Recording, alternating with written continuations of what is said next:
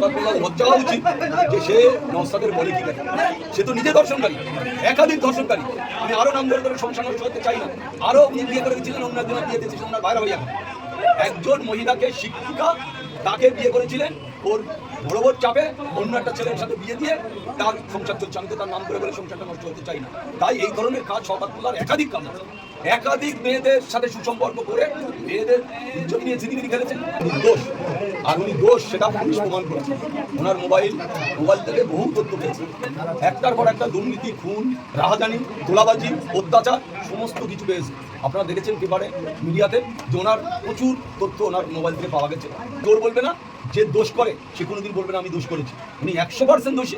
বউ ওনার আছে, শুধু ওনার বড় বউ ছোট বউ নয়, কয়েকটা বউ ওনার আছে।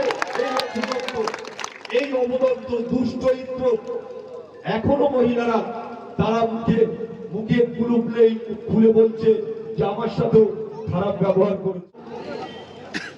গোটা বাংলা নয়, এটা এই গানটা গোটা ভারতবর্ষে ছড়িয়ে গেছে। যে মাত্র শওকত মোল্লা সেটা গোটা ভারতবর্ষে চলে গেছে। কিন্তু একটা কথা তারা জেনে রাখা উচিত, তার মৌখালীতে আমরা আজকে মৌখালী হাই স্কুল মাঠে আমরা মিটিং করছি। আজকে তানার বুকের উপরে আমরা মিটিংটা করছি। সে থাকলে বোধহয় ভালো হতো, বুঝতে পারত যে আইএসএফরা তার বুকের উপরে একটা মিটিং করছে।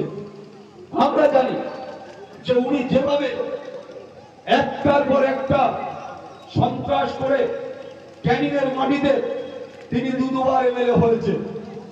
আপনাদের মনে রাখতে হবে যে আজকে সে দুবার এখানকার তিনি জনপ্রতিনিধিত্ব দায়িত্ব পেয়েছেন, মানুষ তার হাতে তুলে দিয়েছে। কিন্তু ক্যানিং এর মাটিতে সার্বিক উন্নয়ন কি হয়েছে আপনারা নিজেরা বলুন।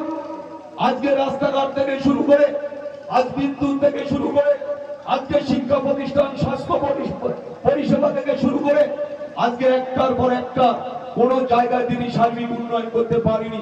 বিগত দিনে যেভাবে ছিল, বিগত দিন যা যা সার্বিক উন্নয়ন হয়েছে সেটা বিগত দিন হয়েছে, ওনার সময় হয়নি। ওনার ভেবে রাখা উচিত। আজকে জেলে বসে বসে কষ্ট হচ্ছে, সেটা আমরা বুঝতে পারছি যে আমাকেও এই শওকত মোল্লা মাত্র আমাকেও জেলে ঢুকিয়েছিল। আমি সেদিন বুঝছিলাম, সেদিন আমিও জেলে বসে বসে কাঁদছিলাম। আজকে বুঝতে হবে যে ভাঙড়ে যে 5-6টা মার্ডার হয়েছে সমস্তটা শওকত মোল্লার নির্দেশ হয়েছে। আজকে আমরা দেখছিলাম যে আজকে যে বোমবালাকে কেন্দ্র করে শওকত মোল্লা হচ্ছে মাস্টার মাইন্ড। তার প্ল্যান, তার মোবাইল থেকে অনেক তথ্য পাওয়া গিয়েছে, কিভাবে মার্ডার, কিভাবে বোমবালা, কিভাবে বোম সরানো, কিভাবে যারা আহত হয়েছে তাদের কিভাবে সরিয়ে দেওয়া, সমস্তটা শওকত মোল্লার নির্দেশাদেশে হয়েছে। আমরা শুধু বলবো যে আজকে তিনি ভদ্রলোক নন, তিনি শুধু রেপ করেননি, তারা যদি খোঁজ নেওয়া হয় বোধহয় কয়েকটা বউ ওনার আছে, শুধু ওনার বড় বউ ছোট বউ নয়, কয়েকটা বউ ওনার আছে। এই অবদত্ত দুষ্টচরিত্র এখনো মহিলারা তারা মুখে কুলুপলেই খুলে বলছে যে আমার সাথেও খারাপ ব্যবহার করেছে।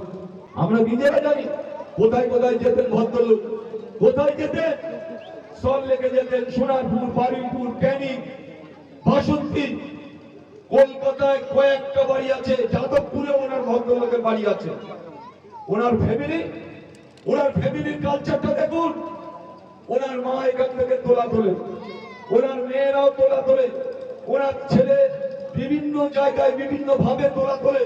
এই যে তোলার নির্দেশ, মানে ওদের ফ্যামিলিটাই তোলা।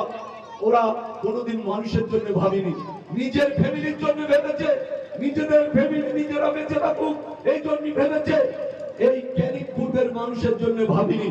আজকে আপনারা বলুন ক্যানিং পূর্ব কত বড় এরিয়া, এখান থেকে শুরু করে একেবারে কলকাতা লেদার কমপ্লেক্স থেকে পর্যন্ত এই ক্যানিং পূর্ব বিধানসভা।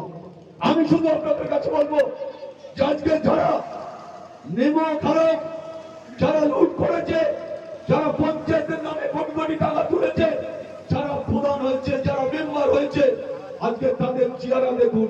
তারা পাশের বাড়িটা খেতে পায় না, তাদের 4তলা 3তলা বাড়ি, মোজাক করা বাড়ি। আজকে এগুলো লজ্জা হওয়া দরকার। আজ যারা তৃণমূলের এই মমতা বন্দ্যোপাধ্যায় সরকারটা টোটাল সরকারি চোর। এই সরকার চোর শুধু নয়, নেতৃত্বরা, মন্ত্রীরা, আপলা পেলা, প্রধান থেকে শুরু করে মেম্বার থেকে শুরু করে সবাই চোর, সবাই চোর। আজ কেন ডিম ছুটছে? আজ কেন পচা ডিম নেতাদের মুখে মারা হচ্ছে? মানুষের ক্ষোভ, মানুষের ক্ষোভের বহিঃপ্রকাশ হচ্ছে আজকে। তাই যে নেতা ধরা পড়ছে সেই নেতাকে বোম মারা মানে ডিম ছুঁড়ে মারা হচ্ছে।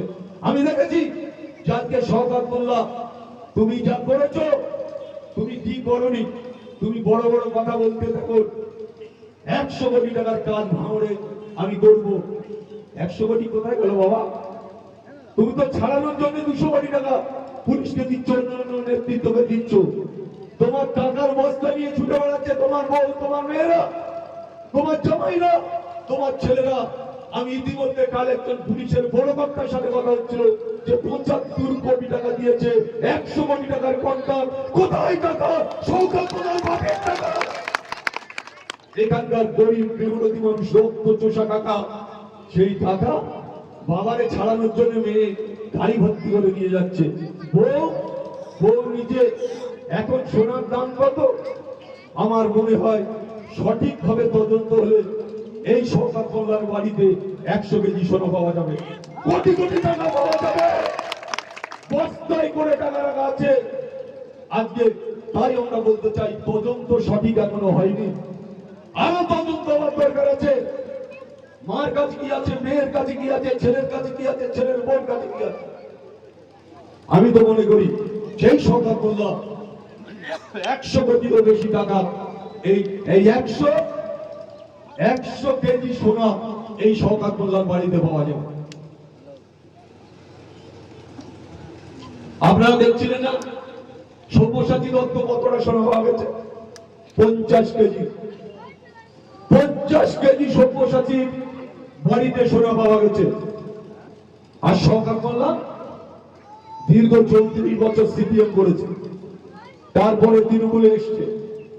তৃণমূলটা এমন করেছে, অভিষেক বন্দ্যোপাধ্যায়ের টাকার বস্তা দিয়ে কিনে নিয়েছে।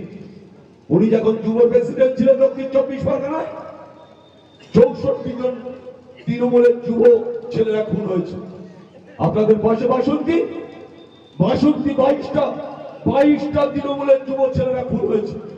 গোসবা, বাসন্তী, জয়নগর, কুলতলি, আজকে সাগর, পাথর প্রতিমা থেকে শুরু করে বিভিন্ন ব্লক, বিভিন্ন বিধানসভায় একটার পর একটা খুন করেছে। সেখান থেকে কোটি কোটি টাকা তুলেছে। যে খুন হয়েছে তার কাছ থেকে টাকা নিয়েছে, আর যারা খুন করেছে তাদের কাছ থেকে টাকা নিয়েছে। এই শওকত মোল্লা আপনারা জানেন, এর নীতি, এর আদর্শ হচ্ছে দুটোকেই মারবে।